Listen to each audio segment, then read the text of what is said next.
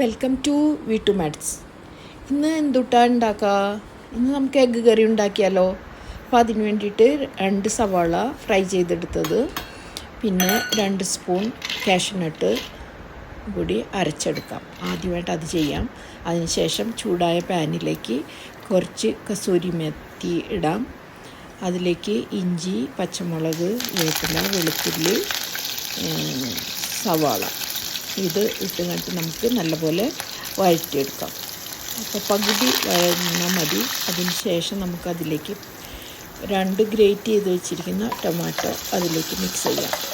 അത് നല്ലപോലെ ഫ്രൈ ആയതിൻ്റെ പച്ചമണമൊക്കെ പോയതിന് ശേഷം നമുക്കതിലേക്ക് പൊടികളൊക്കെ ഇടാം. അപ്പോൾ മല്ലിപ്പൊടി, മുളക് പൊടി, ഉപ്പ്, കുരുമുളക് പൊടി, മഞ്ഞൾപ്പൊടി ഇതാണ് നമ്മൾ അതിലേക്ക് ഇട്ടേക്കുന്നത്. അതെല്ലാം നല്ലപോലെ മിക്സ് ആയതിന് ശേഷം നമ്മൾ അരച്ച് വെച്ചിരിക്കുന്ന സവാളയുടെയും അതിൻ്റെ പേസ്റ്റ് മിക്സ് ചെയ്യാം.